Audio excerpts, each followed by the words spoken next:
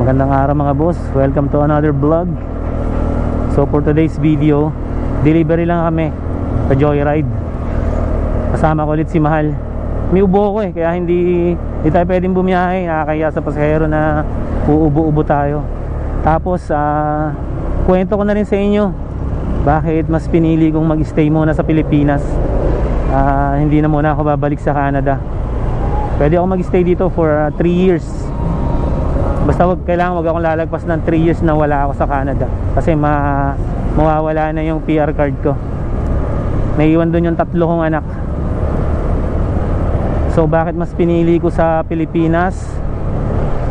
Syempre, unang-una, masaya talaga sa Pilipinas na sarili mong bayan ka. Pangalawang reason, hindi uso kapitbahay sa Canada. Pag wala kang kapitbahay na Pilipino, hindi ka makakapagmarites. Makakapagmarites ka lang dun sa trabaho. So luckily, meron naman ako nakilalang isang Pilipino dun. Ang buong pamilya niya, naging kaibigan ko naman sila. Mabait, mayaman. Shoutout nga pala kay best friend Randy Songko. Kaya naging kasama ko sa trabaho yan sa Amazon. Naging close friend kami hanggang sa sumasabay ako sa kanya sa pagpasok, pag-uwi. Kaso lang nung tumagal, lumipat siya ng ibang posisyon, nagkikita na lang kami sa Amazon. Pero binigyan niya ako ng kotse. Ano ba to? Toyota Yaris. Bigay lang yun, walang bayad. Pangatlong reason na mahirap talaga sa Canada, hindi uso dun yung fresh na pagkain. Lahat frozen. Tapos kailangan masarap ka magluto. Buti na lang nandyan si Mahal. Tinuturuan niya ako paano magluto. Di ba, Mahal? Anong pinakamasarap na luto na tinuro mo sa akin? Wait. Spaghetti. Filipino style. Grabe. Nagustuhan niya ng bunso ko. Mga anak ko nagustuhan nila yung spaghetti. Tinuro sa akin ni Mahal paano magluto. Tapos sobrang ang haba ng taglamig. Yan ang isa pang problema sa Canada. Yung tipong nag-start lumamig ng November, tapos May na malamig pa rin. Sangka pa. Tapos yung tag-araw napakaigsi. Tapos isa pang naging reason doon, parang ayoko na talaga. Sobrang napakamahal ng bilihin. Nagdoble siya. Doble lahat simula nung nagkaroon ng giyera sa Ukraine. Bahay, pagkain, lahat, gasolina. Grabe yung biruin mo, yung upa namin dati $1,375.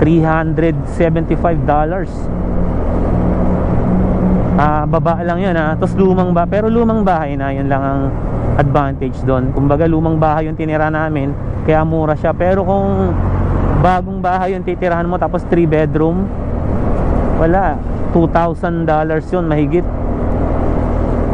Ngayon nung umuwi ako ng Pilipinas, separated na kasi kami ng mother nila. Yun, sumama sila sa mother nila nung umuwi ako ng Pilipinas. Nag-rent sila ng panibagong bahay, $4,000 Canadian dollars. Imagine mo magkano yun sa Philippine money. Ang isa lang naging okay sa Canada, yung naging trabaho ko. Nagustuhan ko naman yung trabaho ko sa Amazon. Nagustuhan ko naman siya. Kaso lang nung umuwi ako ng Pilipinas 2021, bumili kami ng big bike na CX-6R. Pagbalik ko ng Canada 2022, hindi ako agad nakapagtrabaho kasi nagkasakit ako. So nawala na ako doon sa Amazon, nag-quit ako. Humanap ako ng ibang trabaho. Napasok naman ako sa Lablo. Medyo mabigat yung trabaho, saka pressure ka kasi hihingan ka nila lagi ng ng ba tawag sa ganito? May points kasi siya Kailangan lagi kang makaka 100%. Tapos nagbakasyon ulit kami ng mga anak ko, kaming lahat, 4. 2022, that was December. Tapos bumalik kami ng February 2023. Yun, doon na nagsimula yung struggle ko. Pagbalik ko ng 2023, hindi na talaga ako nakapagtrabaho. Hindi ako nakakatulog, lagi masakit ang ulo ko, may ubo, sipon. Yun, wala akong trabaho, tambay lang ako hanggang May. Tapos May nakapag-decide kami ng bunso ko na uwi na lang muna ako. Siya bumili ng ticket ko kasi wala naman akong pera. Yung mga nakatabi sa bangko ko, na-refund ko lang yun sa sa tax. Tapos nagbigay lang ng pera sa akin yung government kasi nawalan ako ng trabaho Tapos ayun nga, hindi na ako nakapagtrabaho. Umuwi ako ng Pilipinas. Tapos yun, parang nag-ano ako na dito na lang muna ako sa Pilipinas. Kaya ito, nag-joyride ako.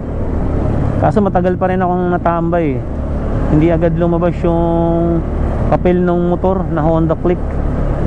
Tagal, 3 months siya bago umabot, bago lumabas yung MB file niya. Kaya mga August yata or October na ako nakapag-apply sa Joyride. Kasi yun, eto, kasama ko ngayon si Mahal. Parang mas gusto kong kasama ko siya, nag-delivery kami. Tapos about naman sa buhay sa Canada, mahirap talaga, mahirap pag lalo na lagi mong iniisip na sa uuwi ka.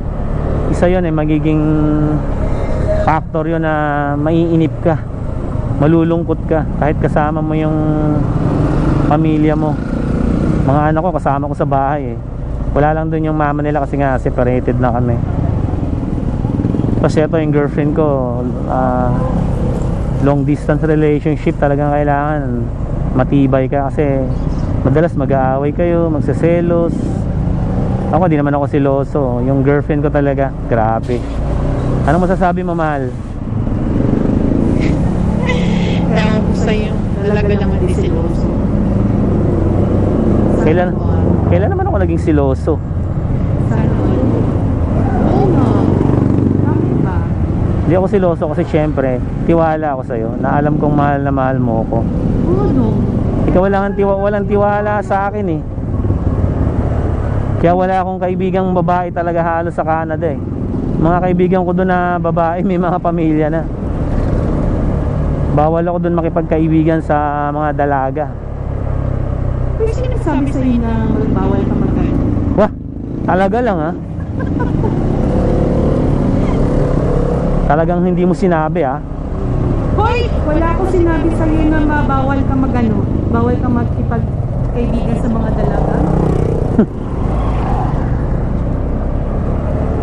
Kaya pala kausapin ko lang yung isang taong dalaga na. Nagbe-beast mode ka. So sa mga gustong pumunta sa Canada, ang maipapayo ko lang sa inyo, huwag kayong naniniwala sa mga nakikita nyong pinopost na kung saan. Sa mismong website ng Canadian government kayo mag-apply. Hanapin nyo lang sa Google. Diyos ko po, ang dami nang napipeki dyan. Hindi totoo yung mga pinopost nila sa Facebook na urgent hiring, ganito, ganyan. Wala pong ganun sa Canada. Direct hire. Meron mga company na malalaking kumpanya sa Pilipinas, papadala ka sa Canada. Ang pinaka number 1 na pinakamabilis na option dyan pumunta sa Canada, student. Pwede mong isama yung asawa mo, magtatrabaho kung may asawa ka na. Pwedeng magtrabaho yung lalaki, tapos ikaw mag-aaral. Pero pwede ka rin magtrabaho 30 hours yata or 20 hours per week ang pwede mong itrabaho. Pero hindi naman kayo mag-student mahal Parang mahirap din ata. Ang dami atang May mga may mga pipilapan ka, sasagutan. Pag nakapasa ka, okay na yon. Tapos isa pa yung pag-migrate talaga kayo buong pamilya. I-apply nyo lang yun. Pero syempre kailangan mo ng pera, yung sa bank account mo, na patunayan na kaya mong mabuhay sa Canada. Tapos isa pa yung magbaband ka ng 500,000 Canadian dollars, equivalent to 20 million. Ibaban mo yon, tapos for 5 years nandun lang sa kanila yung pera mo, ibabalik nila yon after 5 years, walang tubo. Ayun yon, pwede na kayong mag-migrate sa Canada nun, buong pamilya yon. Yun yung isang pinakamabilis na option. Tapos yung isa, yung family, yung meron nang nauna sa Canada, tapos ipipetisyon kayo. Ganun nangyari sa amin eh. Kahit may asawa na siyang iba, yung ex-wife ko, kinuha pa rin niya kami sa Canada. Nag-stay kaming almost 2 years yata yun. Tapos bago siya tuluyan ng iniwanan na kami. Pero nagkahiwalay sila nung boyfriend niya na Canadian. Naging Pilipino na yung naging boyfriend niya. Pero mukhang okay naman na nakakausap ko, na-meet ko na yung lalaki ilang beses. Mukhang mabait naman. Basta payo ko lang sa gustong makarating sa Canada, mag-apply kayo sa website nila. Huwag sa kung saan-saan lang na nakikita nyong pinopost sa Facebook or kahit saan pa dyan ng mga sinasabing nagre-recruit sa inyo na ganito, ganyan, kailangan ng ganito sa Canada. Wala pong ganun. Napakaraming walang trabaho sa Canada. At napakarami rin namang trabaho sa Canada, pero wala yung mga pinopost nila sa Facebook na yan. Di yan totoo, scam yan. Yung mga nagpo-post na akala mo ang bait-bait, may mga kasabwat po na scammer yan. May scam kayo. At pag nagpa-scam kayo, goodbye na sa pera nyo. Kaya sa mga nangangarap dyan magpunta sa Canada, unang-unang kailangan nyo talaga pera, saka yung proper na way ng pag-a-apply, hindi yung kung saan-saan lang. So yun lang mabibigay kong advice sa inyo. Ihanda nyo rin siyempre yung sarili nyo. Iba talaga pag nandun ka sa Canada eh. Iba yung lungkot na mararamdaman mo. Iba talaga pag nandito ka sa Pilipinas. Napakasaya dito. Alam mo naman dito, kahit tuyo nga, enjoy na enjoy kang kumain eh. Doon wala, hindi. Kailangan ma-effort kang magluto, masarap kang magluto. Pag hindi ka masarap magluto, di ka makakain ng maayos. Ang mangyayari sa'yo, order ka lagi ng pagkain. Napakalaking gastos, ang mahal. Iba yung nagluluto ka, makakatipid ka, makakaluto ka ng maraming pagkain. Kaya mong magtipid. Yung lulutuin mo ng umaga hanggang gabi na yun. So hanggang dito na lang yung ating video for today.